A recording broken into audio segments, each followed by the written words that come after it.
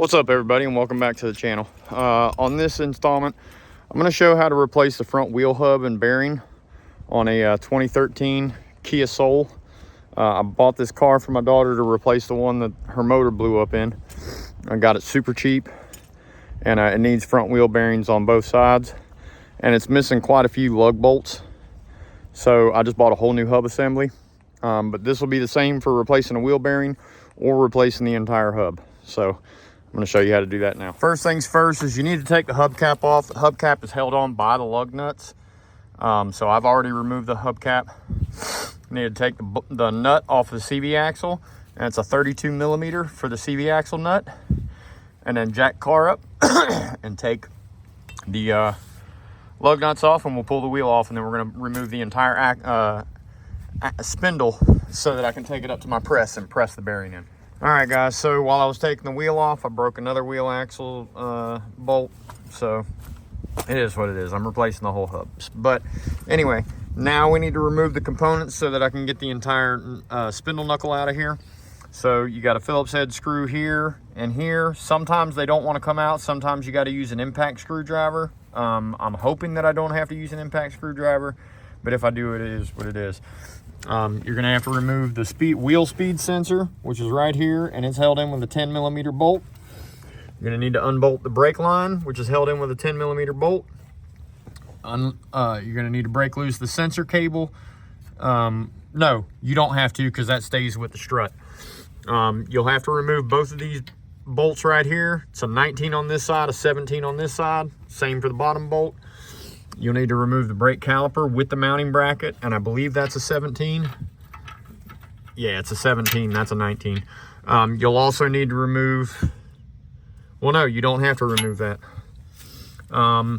So you just need to remove these two bolts, that one, the brake caliper, which is a 17, the two Phillips head here, and then there's another bolt on the bottom, but this bolt is not the original bolt for the lower ball joint. So what I'm going to do is I'm going to take it off the other car, the green car over there, and I'll put the correct bolt back in here. So I'm going to get all that taken off and then pull the entire spindle knuckle off, and then I'll take it over to the press. All right, once you get the spindle removed, you have to remove this snap ring. And the new kit came with a new snap ring, so I don't worry about bending it. So you get a flathead screwdriver in here and pry out, and get another screwdriver in there, and just keep working around the edge and prying up and out while you're getting it out, and it'll pop out. Now I got to figure out how to rig this up in the press so that I can press the hub out of the center, and then I'll press the bearing out of the spindle from the back. All right, guys, so now I've got the bearing out of here. It was a little bit of a pain in the ass to get out. What I wound up doing was setting this and this on these jack stands right here, that one and that one, and then hammering that out with a 30 millimeter socket. Yeah, this one right here.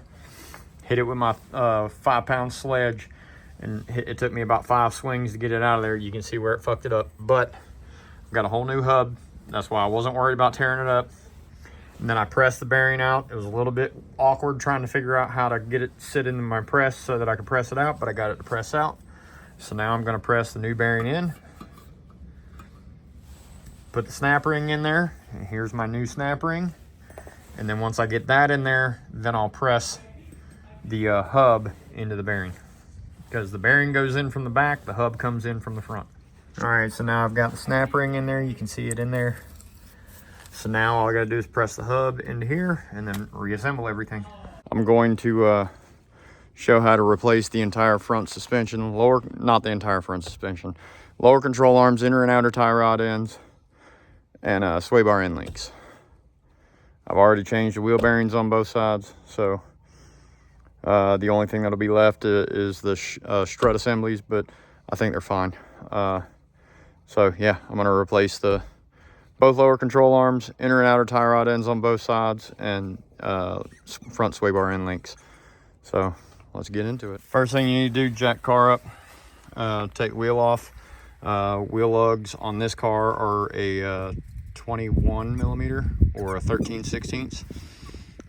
So take all those off, and then once I get the wheel off, we'll dig into what we got. All right, now that the wheel's off, I'm gonna go ahead and disconnect the sway bar end link, and I'm gonna disconnect the tie rod end. This thing's got some bullshit clip on it. I'm gonna have to replace that with a real cotter pin. But I'll pull that out.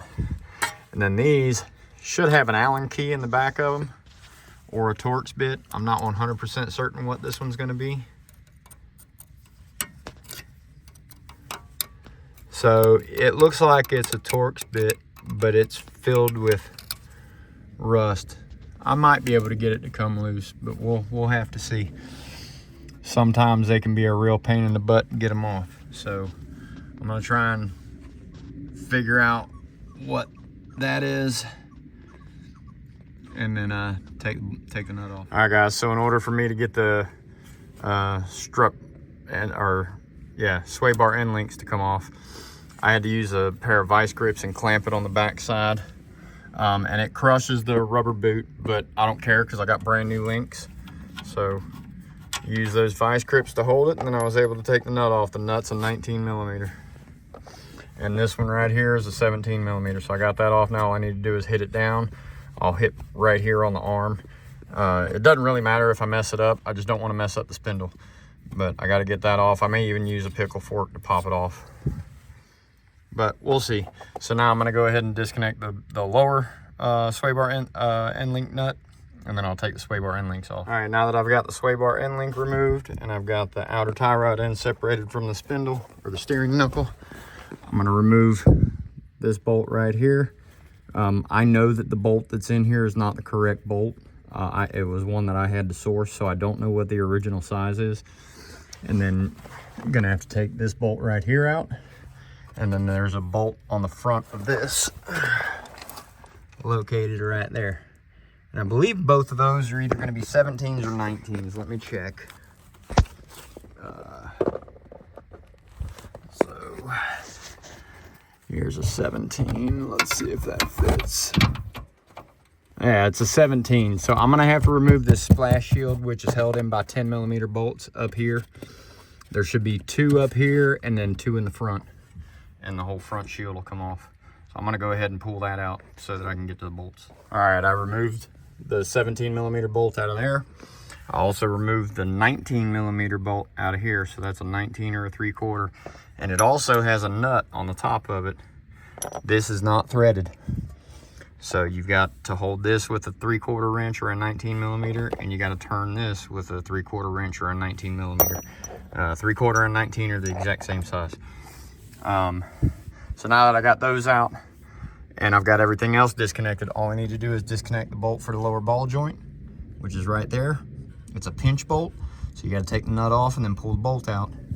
And then we'll be able to separate the lower ball joint from the spindle and separate the lower control arm from the subframe. All right, now that I've got the old control arm off, all I did was remove that bolt, hammered down on the control arm because I don't care about bending it because I got a whole new control arm, and just hammered down on it until this came out. And then pried this one out, put a pry bar in there and pried against the subframe to pop it out, and then did the same with that one, pried against the subframe and popped it out. Now I just need to slide the new ones in there, and then I'll start working on replacing the inner tie rod end. All right, now that I've got the new control arm in, what you have to do for this back bolt going up through here is you have to put the bolt through and use your wrench to pry it around to get it to where it'll go straight up through to get to up here so that it can go through the upper hole, and then thread it all the way through and then throw your nut on there.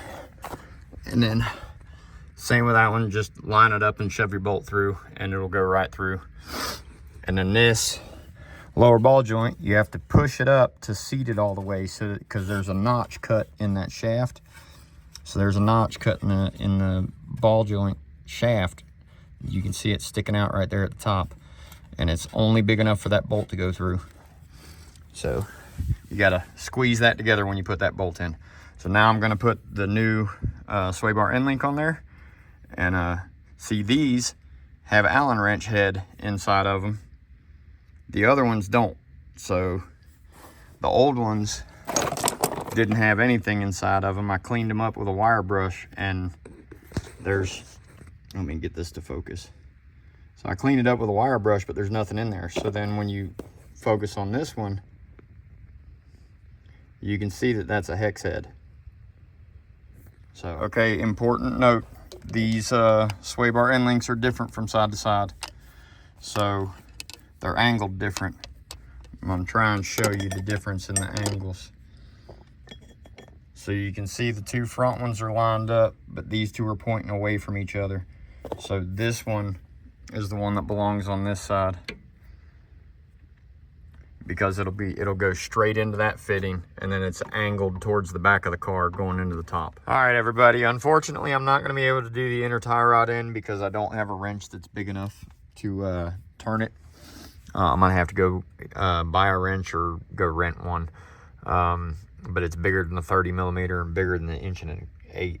So I think it's like 1.25" or 32 millimeter or something. I'm gonna have to figure out what size it is, but I went ahead and cleaned the threads up on the original inner tie rod end, and moving on the wheel, I can't feel any slop in it. So, I mean, it may not need to be replaced, but I was going to replace it just because it was part of the kit. But all that aside, I went ahead and cleaned up the threads, screwed the new outer tie rod end in, tightened the bolt down, and then put my new cotter pin in. So this entire side is ready to rock and roll. I just need to put that cover back up. And like I said earlier, it's two 10 millimeter bolts that go up into the top. And then I'll be able to put the wheel on here and set her back down on the ground on this side. All right, now I've got both sides done. I got the lower control arm on both sides, outer tie rod end on both sides, and the sway bar end link on both sides. So now the alignment on this car was off. So I'm gonna do a rough estimate on it so that I can get it to where I can take it to go get an alignment and not have it pulling all over the place and the steering wheel be crooked as crazy. So I'm gonna straighten the steering wheel inside the car and lock it in that position. If it will. If it won't, then I'll put a ratchet strap on it to hold it in dead center. And then I'll take a measurement from the front caliper over to the other side, and from the back on the lowest point as I can to the other side. I'll try and get it as straight as possible. All right, guys, that should explain how to replace everything on the front suspension except for the strut assemblies and the inner tie rod ends. Unfortunately, I did not have a wrench for the inner tie rod end, but I took it up to the local tire shop, and they did an inspection on it and did an alignment on it, and it's good to go. So, like I said, I didn't feel any play in the inner tie rod ends, so I didn't think that they needed to be replaced. I was only going to replace them because they were included with the kit. But it is what it is. The car is working fine. My daughter's been driving it for a couple weeks now, and everything's going good. So biggest thing was to do a rough manual alignment on it so that it drove straight enough to get up to the tire shop. But wound up getting 4 new tires put on it, and then got the alignment on it, and everything was good to go. So hopefully this video helps anybody that's trying to do this front end repair work on a Kia, first generation Kia Soul. So anyway, if you like this video, like always, please like, comment, share, subscribe, let your friends see what I'm doing, and I'll catch you in the next video.